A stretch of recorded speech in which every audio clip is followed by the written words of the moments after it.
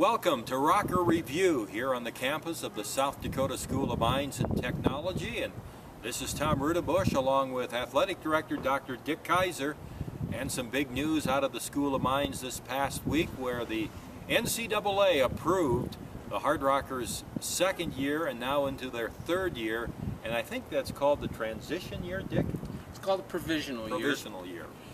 And it's a last step in the process. Again, they call it a 3-year process. I call it a 4-year process because we took a year to basically prepare the application, and then we had 2 candidacy years. We just got approved on July 13th, Friday, July 13th of all dates, to be moved forward to the provisional year, which means it's basically our dress rehearsal year. It's the year that the NCAA will come in October, look at all our compliance applications, look at all of our compliance forms, and make sure that we are ready to be a full Division II member. How about competitively? Is there any number of games, or is the schedule must be in some sort of compliance this next year? Not yet, because we still don't qualify for any kinds of NCAA championships, but we are to be moving towards that process where to qualify for regional competition and postseason we need to be at about 80% Division II regional contests. We've been working forward to that. We've been moving forward to that since the past 2 years, and games are a little hard to get, but we did get approved by the NCAA Championships Committee. Our region now consists of 13 states that stretch from North Dakota all the way down to Texas and as far east as Arkansas. So we've got a pretty good piece of land that we can try to get games in. Was there, as we talk about going into this third year, the provisional year, then what would the NCAA like you to accomplish this last year? I think they would like for us to be fully compliant with NCAA rules. We have to make sure that we report all violations, which we have been for the past 2 years anyway, if we were to incur any. I think they want to see us, if at all possible, get in a conference, although that's pretty much out of our process. It has to be a conference inviting us, but that would be something they would like for us to see.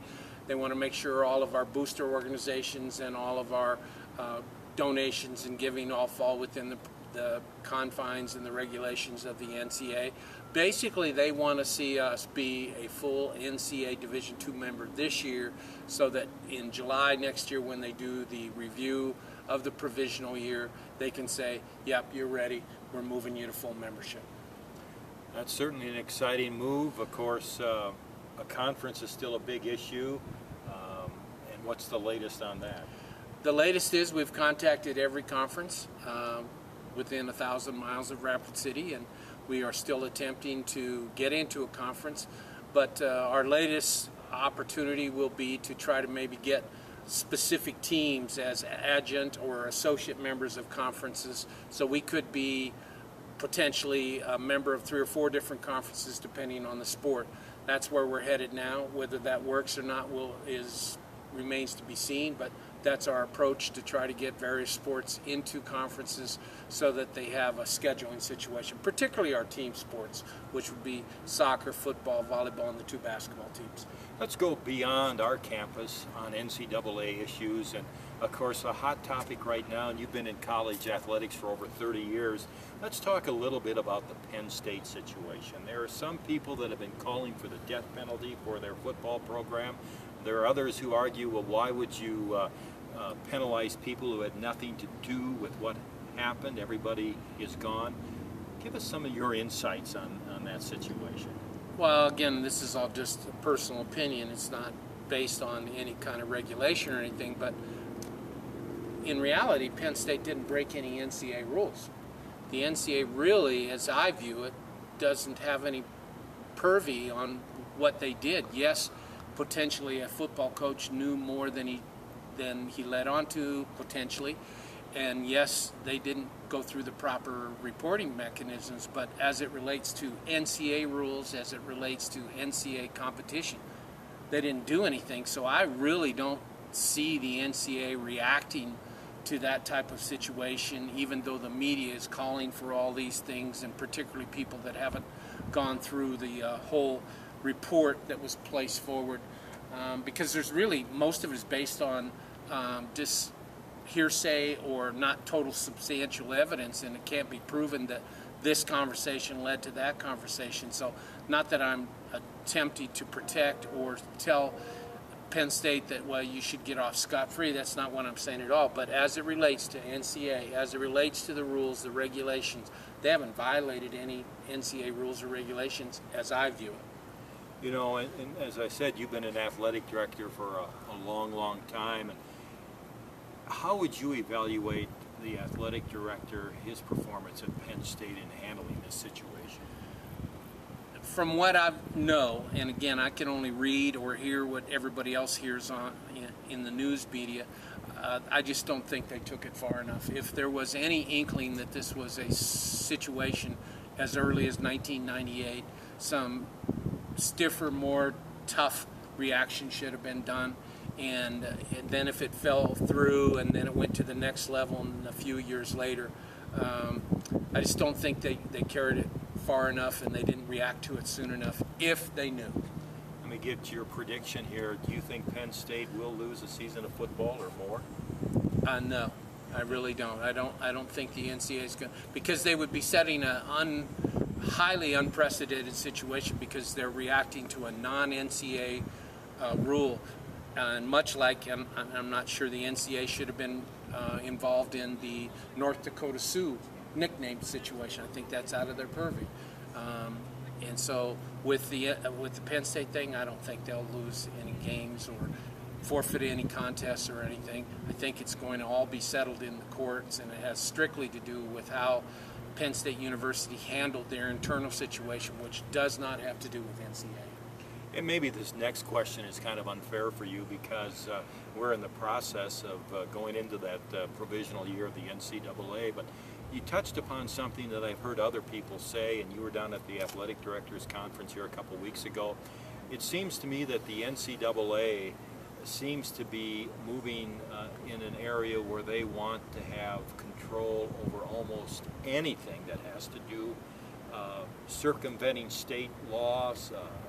They feel their organization. Is the NCAA becoming almost too powerful? Boy, that is a loaded question. I think the NCAA has to be very careful on the issues that they take on because they are an organization that was set up by the membership to regulate contests and regulate championships, and that's supposed to be their sole purpose. Now, obviously, it's expanded beyond that, depending on the directorship. Maybe it's gone deeper into some social issues and things like that. But I think with the new leadership under Mark Emmert, they're being very, very careful on where they go because, again, it's one of the most powerful organizations because of the contract they get through the television networks, through the Division I basketball tournament, Road to the Final Four. And, you know, it generates billions of dollars over the next 15 years. So it has a lot of say, but I think they have to be very careful that they don't fall away from their mission. And we're talking with Dr. Dick Kaiser, the athletic director here at the School of Mines, about some issues involving the NCAA and the School of Mines and its transition to Division II. Let's talk a little bit about, they've tweaked the football playoffs. Talk about that as an old coach and AD. How do you like that? I actually kind of like it. I mean, the old BCS was terrible, and to wait for the computers and the coaches' polls and all that kind of stuff to fall in and to choose a potential national two finalists was very difficult and very questionable. Now, even though you still have to choose four, you've got a chance, and you've really got four teams that will have an opportunity to go into a national championship game. In the previous, with the BCS, if you lost a game, you were pretty much done. Now with this new possibility, you could lose a game and still get into the Final Four. So I think it's going to generate tremendous interest, and I know it's going to generate unbelievable dollars for both the NCAA and whatever television network gets it. One final question concerning the NCAA and football maybe. Do you think part of this has been a little bit of peripheral pressure maybe, and the acknowledgement that there are some of the larger schools in D1, maybe the top 50 schools, that have kind of hinted that, you know, if they maybe not be too happy with some things, and there's always been the rumor they may split off eventually from the NCAA. Do you ever see that happening? It's possible. About 10 years ago, when the BCS was formed, the BCS looked like it was going to split away from the NCAA, and the top 50 to 100 schools was going to make their own organization, and the NCAA made some concessions to keep them in the fold. As it comes down to now, I think the money being generated in maybe the top 25 to 40 schools. After that, most of them are not making money.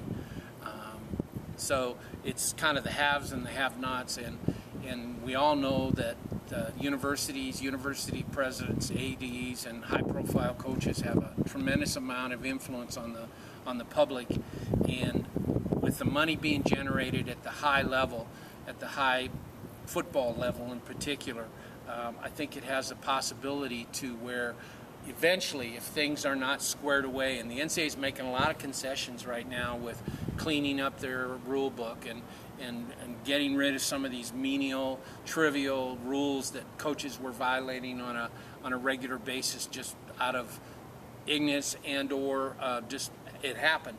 And so they're getting rid of that, and they're trying to eliminate much of the rule book as it relates to coaches and those kind of situations. I think the NCAA is once again attempting to make sure that they keep everybody in the family. They're making some concessions. I think those schools that are high profile are making some concessions, but it still does not take on the fact that if one of the TV networks were to say to the top 50 schools, make your own organization, we will give you X millions of dollars, that's still what runs the whole fort. Dr. Dick Kaiser, the athletic director at the School of Mines, and as we go into this provisional year, Dick, I think the school's got the facilities, you've got the sports, you've got the coaches. And I guess the biggest obstacle or the biggest challenge for us in the future is to raise enough money to maintain a good scholarship program. I would say that and the conference issue is our biggest two. As you indicated, the scholarship, it's continually gone up. Our needs in scholarship to be competitive, we've moved from, say 3 equivalencies in basketball to almost 6. Hopefully we'll continue to move up. Football's moved up.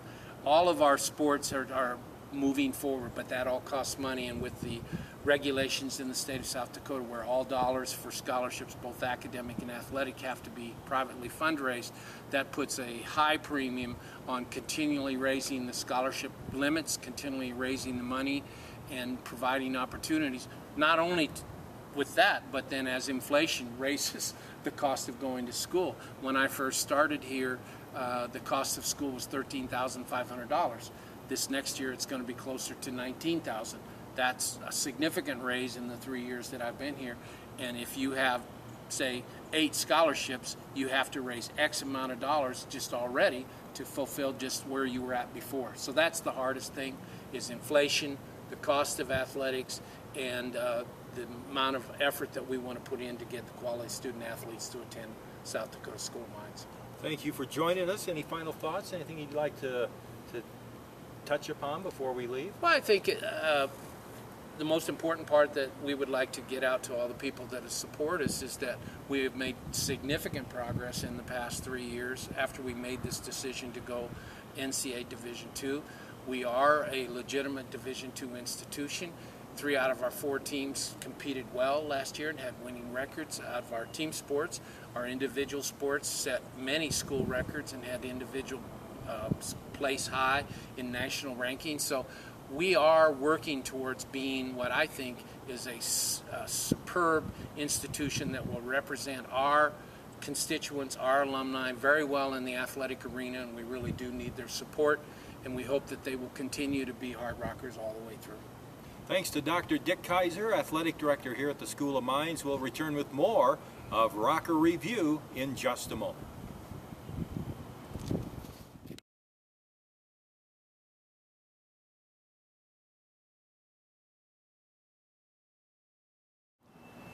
Tom Rudebusch back with Rocker Review, and a couple of reminders for you. Registration is open for the NFL Youth Flag Football League.